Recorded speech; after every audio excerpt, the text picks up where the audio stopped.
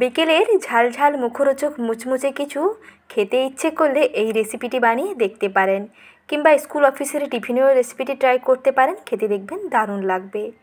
নমস্কার বন্ধুরা, সাথী কিচেনের নতুন রেসিপিতে আপনাদের সকলকে স্বাগত জানাই।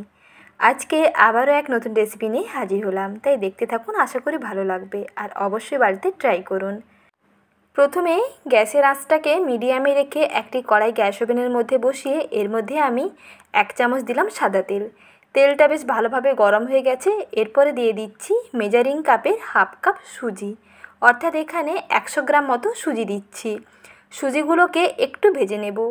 গ্যাসের আঁচটা একটু মাঝারিতে রেখে সুজিগুলোকে প্রায় 2 মিনিট মতন সময় নিয়ে ভেজে নিতে হবে। তবে কালারটা কিন্তু খুব লাল করার দরকার নেই, মোটামুটি গায়ের কালারটা একটু চেঞ্জ হলে, একটু ভাজা ভাজা গন্ধ ছাড়লে এর মধ্যে দিয়ে দিতে হবে 1 কাপ জল, আর দিচ্ছি একটি চা চামচের মাপ করে হাফ চামচ লবণ। মেজারিং কাপের হাফ কাপ যেহেতু সুজি নিয়েছিলাম, সেই ক্ষেত্রে এখানে 1 কাপ জল দিতে হবে আর হাফ চামচ দিতে হবে লবণ। সব কিছুকে ভালো করে মিশিয়ে নিয়ে কিছুক্ষণ পর্যন্ত মিডিয়াম আঁচে রান্না করতে হবে। সুজিটা বেশ ভালোভাবে রান্না হয়ে যাবে। তারপরে কিছুক্ষণ পরেই দেখবেন এই রকম একটা বেশ সফট ডো রেডি হয়ে গেছে। তারপরে গ্যাসের আঁচটা বন্ধ করে দিয়ে এই ডোটাকে একটা প্লেটে নামিয়ে নিচ্ছি। একটু এই রকম প্লেটে মিলিয়ে নিচ্ছি যাতে এটা একটু ঠান্ডা হয়ে যায়। তবে বেশি কিন্তু ঠান্ডা করব না, কারণ বেশি ঠান্ডা হয়ে গেলে সুজির ডোটা কিন্তু শক্ত হয়ে যাবে। তাই মোটামুটি একটু উষ্ণ গরম থাকবে, সেই গরম অবস্থায় এর মধ্যে মিশিয়ে নিচ্ছি একটি সেদ্ধ আলু। আর আলুটাকে এইরকম একটা গ্রেটার দিয়ে গ্রেট করে নিতে হবে, তাহলে আলুর মধ্যে আর কোনো রকম দানা দানা কিংবা কোনো ডলা থাকবে না। আর গ্রেটার দিয়ে গ্রেট করে নিলে আলুগুলো বেশ ভালোভাবে ঝারি হয়ে যাবে এবং সুজির সঙ্গে বেশ ভালোভাবে মিশে যাবে। এইভাবে করে একটা গ্রেটার দিয়ে গ্রেট করে ফেলুন। তারপরে কিছু উপকরণ মিশিয়ে নিচ্ছি। প্রথমেই দিচ্ছি চিলি ফ্লেক্স, আর দিচ্ছি চা চামচের হাফ চামচ আদা বাটা, আর তার থেকে একটু কম দিচ্ছি রসুন বাটা। তারপরে হাফ চামচ দিতে হবে ভাজা জিরের গুঁড়ো, আর সেই চামচের মাপ করে 3 ভাগের 1 ভাগ দিতে হবে গরম মশলার গুঁড়ো। এখন সব কিছুকে ভালো করে মিশিয়ে নেব। তবে সবশেষে 1 চিমটি লবণ দিয়ে দিচ্ছি, যেহেতু এর মধ্যে আলুটা দেওয়া হয়েছে তার জন্য 1 চিমটি লবণ দিতে হবে। আর এটা একটু নোনতা নোনতা হবে খেতে, তাহলে খেতে বেশি ভালো লাগবে। এখন সব কিছুকে ভালো করে মিশিয়ে নিচ্ছি। এই অবস্থায় যদি হাতের মধ্যে সুজিটা স্টিক করে, তাহলে কিন্তু অবশ্যই হাতে অল্প একটু সর্ষে তেল মেখে নিতে পারেন। সর্ষে তেল কিংবা সাদা তেল, যেটা পছন্দ হবে সেটা, একটু তেলটা হাতের মধ্যে লাগিয়ে তারপরে যদি এই রকম ডোটা বানানো হয়, তাহলে দেখবেন ডোটা বেশ ভালোভাবে বানানো হয়ে যাবে, বেশ সুন্দরভাবে মাখানোও হয়ে যাবে, আর ডোটা বেশ মসৃণ একটা ডো রেডি হবে।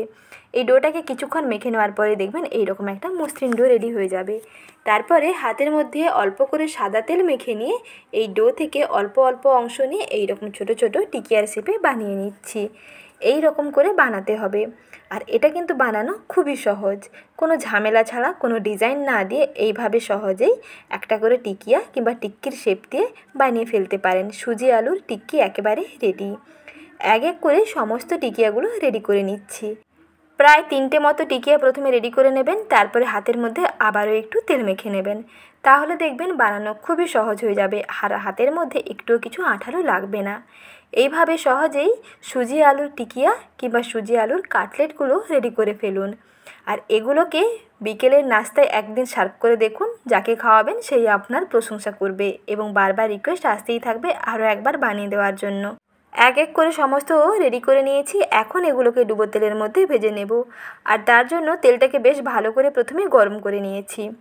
গ্যাসের আঁচটা মিডিয়াম টু হাইতে রেখে তেলটাকে ভালো করে প্রথমে গরম করে নিয়ে গরম তেলের ওপরে নাস্তাগুলোকে দিয়ে দিচ্ছি। তারপরে গ্যাসের আঁচটা একটু মিডিয়ামে করে দিতে হবে, কারণ মিডিয়াম আঁচে ভাজলে ভেতর থেকে খুব সুন্দরভাবে ভাজা হবে আর এটা ভীষণ মুচমুচে হবে।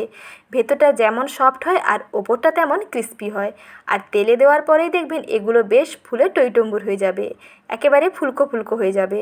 তার জন্য একটু মিডিয়াম আঁচে সময় নিয়ে ভাজতে হবে, যাতে ভেতর থেকে খুব সুন্দর ভাজা হয়ে যায়। কারণ হাই হিটে ভাজলে খুব তাড়াতাড়ি কালারটা চেঞ্জ হয়ে যাবে, কিন্তু ভেতর থেকে ভালোভাবে ভাজা হবে না। আর এগুলো প্রথমে মুচমুচে থাকলেও পরে কিন্তু ঠান্ডা হয়ে যাওয়ার পরে দেখবেন নরম হয়ে যাবে। তাই হাই হিটে এগুলোকে ভাজবেন না। যখনই ভাজবেন তখনই মিডিয়াম টু লো ফ্লেমে ভাজতে হবে। এগুলোর টেস্ট কেমন হবে বা খেতে কেমন হবে তা নির্ভর করবে কিন্তু এই ভাজার উপরে। ভাজাটা যদি লো ফ্লেমে করেন তাহলে কিন্তু ওপরটা ভীষণ মুচমুচে হবে আর ভেতরটা সফট হবে, খেতে বেশি ভালো লাগবে। আর যদি হাই হিটে ভেজে নেওয়া হয় তাড়াতাড়ি কালারটা চেঞ্জ হয়ে যাবে, তবে কিন্তু ভাজার পরে এটা কিন্তু নরম হয়ে যাবে, খেতে কিন্তু একটুও ভালো লাগবে না। তাই একটু মিডিয়াম টু লো ফ্লেমে সময় নিয়ে ভাজতে হবে, তাহলে যেমন ক্রিস্পি হবে আর তেমন টেস্টি হবে। এখন দেখুন বেশ সুন্দর গোল্ডেন ব্রাউন হয়ে গেছে। এখন এগুলোকে তেল থেকে একটি ছান্তার সাহায্যে তুলে নিচ্ছি। তেল থেকে তুলে নিয়ে একটা কিচেন টিস্যুর উপরে রেখে দেবেন, এর এক্সট্রা তেলটা শোক করে যাবে। এইভাবেই আপনারাও বাড়িতেই বানিয়ে ফেলুন সুজি আলু দিয়ে মুচমুচে বিকেলের নাস্তা, খেতে দারুণ লাগে। চপ সিঙ্গারার স্বাদকে হার মানাবে এই মুচমুচে রেসিপিটি। তাহলে আর দেরি না করে রেসিপি দেখে আজই বানিয়ে ফেলুন, খেতে দেখবেন দারুণ লাগবে। আর এই রকম নতুন নতুন রেসিপি পেতে চ্যানেলটিকে সাবস্ক্রাইব করবেন, সঙ্গে লাইক শেয়ার করার অনুরোধ থাকলো। ভালো থাকবেন, ধন্যবাদ।